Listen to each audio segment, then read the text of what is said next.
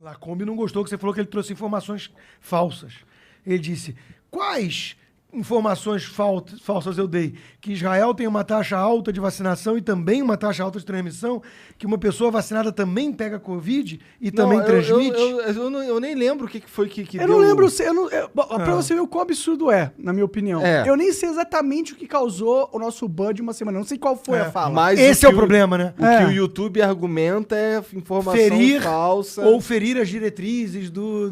No nosso caso era coisa de informação falsa sobre a Covid mesmo. Informação falsa sobre a Covid. Entendi. Foi um negócio assim. Entendeu? Ó, não sou eu que tô falando, é o YouTube que tá falando e eles, né, fuderam a gente legal aí nessa. Vamos lá. Vou dar play no vídeo lá, Dá play no vídeo. Vai. É a lataria do cara lá. Bia Kicis, Eduardo Bolsonaro, Zeca Dirceu e Gleisi Hoffmann. Sabe o que os petistas Bolsonaro estão juntinho? Eles estão pela PEC 5, a PEC da vingança, que enfraquece o Ministério Público e o combate à corrupção. Então não seja igual o Constantino, que mama bola de político, não. Cobre o seu deputado contra essa PEC. Então, vamos para um exemplo interessante, né? Ele interditou o debate, ele nem perguntou qual é a minha opinião em relação à PEC. Tô do lado dele. Concordo que a PEC é um lixo. Então, que bola que eu tô mamando. Que PEC... Também nem sei que PEC é essa. Eu não tô mamando, tô tomando uma aguinha. Não tô tomando uma aguinha só. Então, assim, veja, né? Então, ele veio com agressividade, com rótulo desnecessário. Olha só, a PEC é o seguinte, o Ministério Público precisa de independência e autonomia para poder denunciar e provocar, né, as investigações e denúncias envolvendo esses poderosos. Tem uma PEC, querendo mudar aí a questão constitucional para poder permitir maior ingerência política no Ministério Público. Então vai ter uma turma ali que vai ser escolhida por políticos e tudo. É um perigo da porra. Tô junto com ele. Por outro lado, estava tendo hoje uma discussão construtiva e madura sobre esse assunto. Por outro lado, me preocupa um poder sem freio e contrapeso, mesmo que do Ministério Público, porque procuradores também são seres humanos. Também tem viés, também tem visão de mundo. Mas me desculpa a ignorância. Já não existem controles? Existe, a corregedoria existe. Existe. Então, assim, mas o que acontece na prática? Às vezes vai lá o procurador, lança uma investigação sobre o empresário, não sei o quê, e aí sai no jornal desse tamanho a capa, fulano denunciado pelo Ministério Público. Acabou a vida do cara. O cara tá queimado, assassinado de reputação. Aí não dá nada. E aí sai uma notinha na imprensa, acabou. Ele já tá chamuscado. O cara já tá todo fudido. E não tem consequência prática para esse procurador. Então, eu já escutei muita reclamação que me parece legítima de empresários me contando episódios dessa natureza. Então, eu me preocupo com... Mas isso não é um problema da mídia, que publica e dá mó manchete numa parada que é Mas eu não inicial. sei até que ponto o próprio Ministério Público... Não colocou na mídia. E não fez de maneira espetaculosa... Para isso. Para esse efeito. Entendi. Entendeu? Então, assim, eu quero uma punição para esse cara. Mas aí teria que hoje a corregedoria Hoje eu almocei com a Tameia Danelon, procuradora da Lava Jato, e ela me disse exatamente isso. Ela disse, não, Rodrigo, tem mecanismo, não precisa dessa PEC, a PEC é muito ruim. Então, tô do lado dele. Perfeito. Então você falou que você tem muitas críticas ao governo Bolsonaro. Mas é que, porra, vagabundo só pega... Só o fato de você ser de direita ou ser liberal... Tu já é automaticamente contra a PEC 5 aí, cara. Tu já é automaticamente... Porque é uma mentalidade tribal. Negacionista. Do futebol. Né? Pô, se o cara apoia o governo Bolsonaro, o que não é verdade, eu não sou bolsonarista, eu reconheço virtudes e enxergo acertos no governo. Né? Você bate no cara, às vezes? Bato. Na verdade, eu batia muito mais. E aí tem umas certas denúncias de que eu mudei porque eu me vendi. Não, porque eu me dei conta que eu estava sendo usado de instrumento. Já tem 99,9% da mídia batendo. Eu estava sendo usado de instrumento para um golpismo, um objetivo nada republicano de derrubá-lo para trazer de volta Lula e o escambau. Eu falei, opa, peraí. É aquela coisa que eu falei antes. Eu estou hoje em dia muito mais denunciando os opositores do que defendendo o governo ou o presidente. Eu entendo, mas sem querer ser chato Mas eu tive uma briga pública muito feia com o Eduardo Bolsonaro. Teve? Muito feia. Recentemente? Não, naquela época lá. Entendi. O que rolou? Quando ele foi indicado para embaixador nos falou. Estados Unidos, eu falei, isso é um absurdo. O cara tem 35 anos, que é a idade mínima, o cara mal fala inglês direito, isso é nepotismo. Pô, denunciei feio. Continua pensando assim? Acho que foi um erro tremendo indicá-lo, né? E aí ele veio a público dizendo que eu quebrei o Banco Marca. Aí eu falei assim, oi? Eu fui estagiário, naquela época que o Banco Marca quebrou, eu tinha 21 anos, eu era estagiário do Banco Fonte Sindan, que foi o outro que quebrou. Nem era o Marca, ele errou tudo. Você era um puta péssimo estagiário, hein? Pra quebrar um banco. E ainda falou que eu era chefe do departamento de economia. Eu era estagiário de análise de empresas, que era um departamento que não tinha nada a ver com o que deu prejuízo pro banco. Então você percebe que esses caras, na hora que você foge também do jogo político deles, eles vão quebrar você até você não aguentar mais. Mais do que isso, o bolsonarismo, ele exige lealdade pessoal.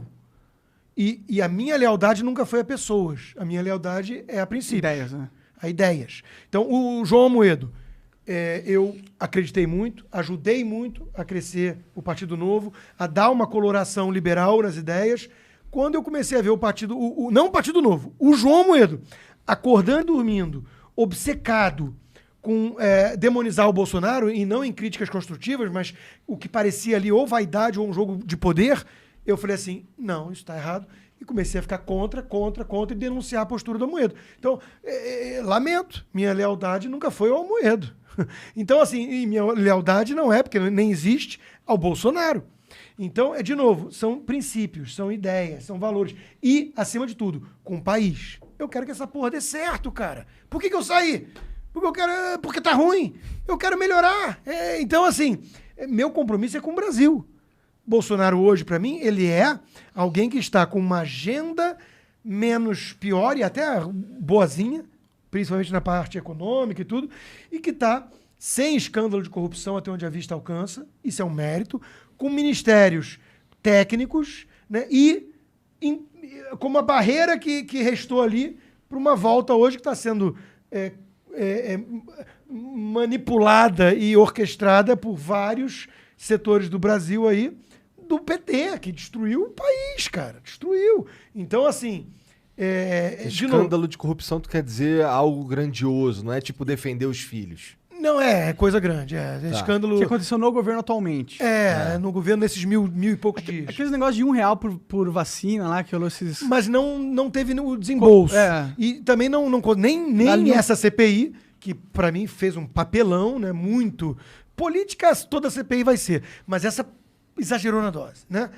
Nem ela conseguiu encontrar nenhum elo nessa história. Então não houve a compra da vacina e era uma coisa que provavelmente tem a ver com essa história do Estado inchado, hipertrofiado, que tem um bando de mosca parasitando lá em Brasília para conseguir uma boquinha, uma migalha. Uhum. Então parece que foi um caso desses. Lobista tentando se dar bem. Parece que foi isso. Então você com certeza não é você é um cara que é crítico ao Bolsonaro. Cara, me chamar de bolsonarista é um espantalho. É assim, como é que eu posso encerrar o debate e não ter que rebater os argumentos que esse cara está trazendo? Chama ele de bolsonarista. E aí pergunta pro Bolsonaro se eu sou bolsonarista. É mais fácil. Pergunta se eles me acham leal. Porque eles sabem que eu não sou, porque eu não sou leal a eles.